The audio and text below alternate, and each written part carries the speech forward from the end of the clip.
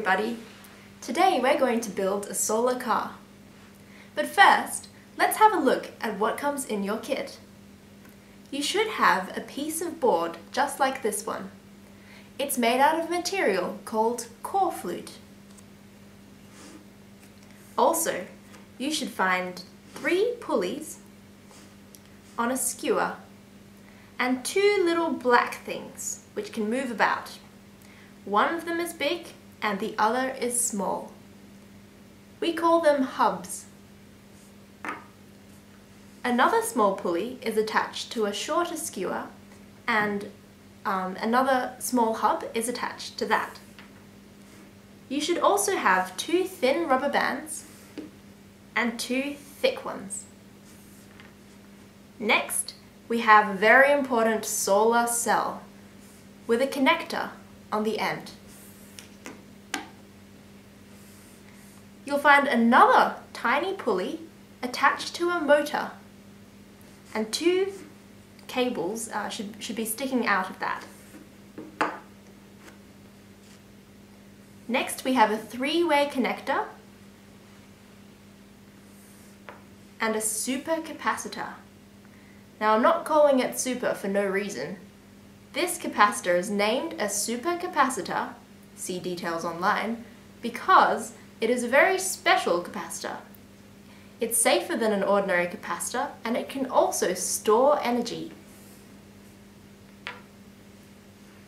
You'll also need tape. We recommend electrical tape, though sellotape and masking tape is fine also. Cut your tape to cut 2 pieces of tape, like so, roughly this size.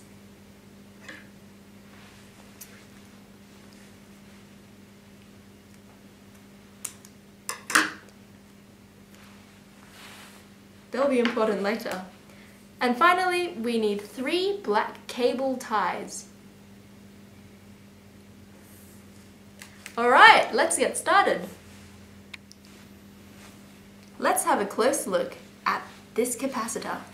This is actually called a supercapacitor, and that's because it's better than an ordinary capacitor in the sense that it can store charge and it's safer.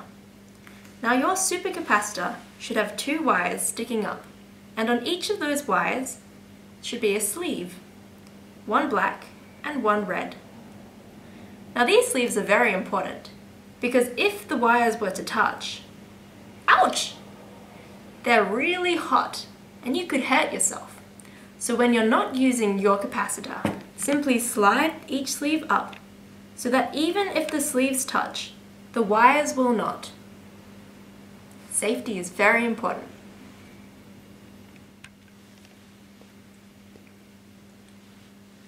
The first step in building your solar car is to take your long skewer and your 2 thick rubber bands.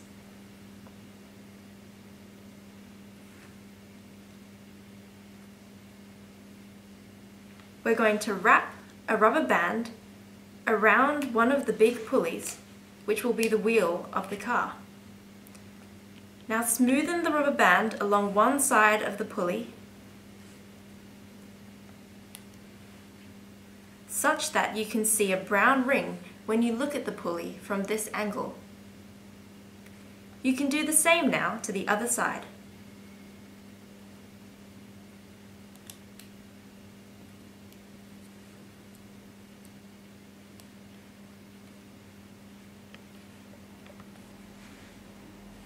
There you have it. Next step is to take your long skewer with 3 pulleys attached and rubber bands and disconnect the single wheel or pulley. So you should still have a big and a small pulley attached to your skewer. Now you can take your hubs off and get out the body of your car. Now we're going to take the smallest black hub and push it into the hole where the line is. Now, if it's tricky to do that, you simply take a pencil or something like it, scissors perhaps, and press it into the hole to enlarge that hole. Now that should be easier. There we go. We now take our skewer with the pulley still attached and slide it through that black hub. Alright, you have one big hub left and you can slide this on to the other end. And that should also just push in to our board. Finally, you can take your other big wheel and push it onto the other end of the skewer. Now if it's stiff, simply hold your board like so and press onto the table. There we are. Oh, but that's no good. It's not turning very nicely. You want to leave a little gap so that your wheels spin freely. It's now time to attach the front wheel of your car. But first, we're going to have to put some rubber band onto that pulley. So it goes round twice. And don't worry too much about it being smooth, because we like the friction of that rubber band. So you should be able to see a green rim around that pulley when you look at it from this angle. Alright, now it should be very easy to take your small skewer and slide it through that first hole in your board. It's lucky we humans have two hands, because we need our other hand to hold the wheel in place so that the skewer can thread through the middle hole of that pulley. You can now push your black hub into that hole and it should be a snug fit. But if it's not, you can put whatever you want on the other side, like another hub or some tape, so that your front wheel is nice and tight and it should spin freely. Now your car is not going to go anywhere without a motor, and to fasten this motor to your car, we'll need the two cable ties in your kit. So take one of the cable ties and thread it through one of the big holes in your car. The other cable tie comes underneath the car, through the other big hole, and then, this is a bit tricky now, so be careful, through the head of the first cable tie.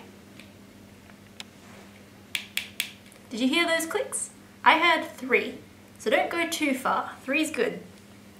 On the underside of the car, you'll need to feed a tail through the head as well, but again, not too far. Okay, you should see a big loop now, which you can put your motor into. Legs first.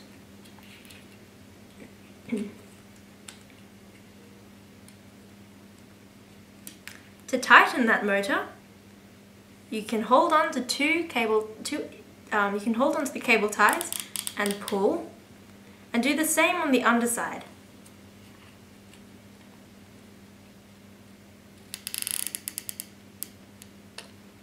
Should be nice and tight.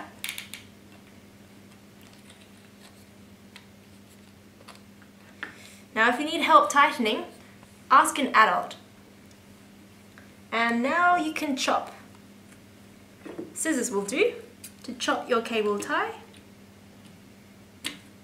on the top and on the bottom.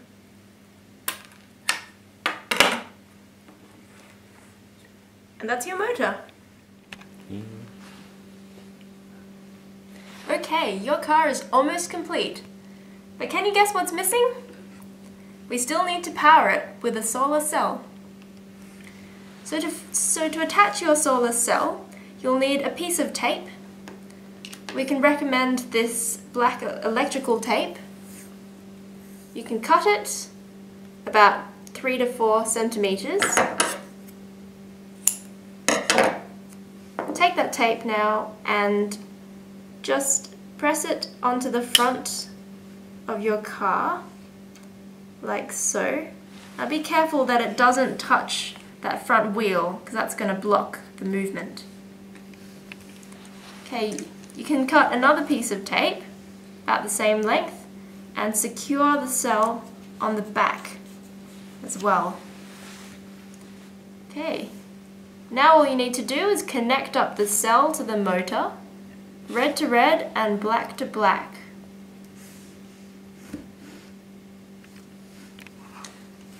You're ready. Now all you need is a bit of light to get it moving.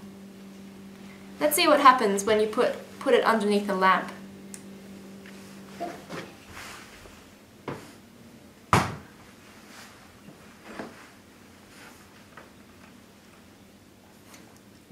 Ooh, it goes backwards. It does go backwards. If your car goes backwards, simply remove the cable and flip it around.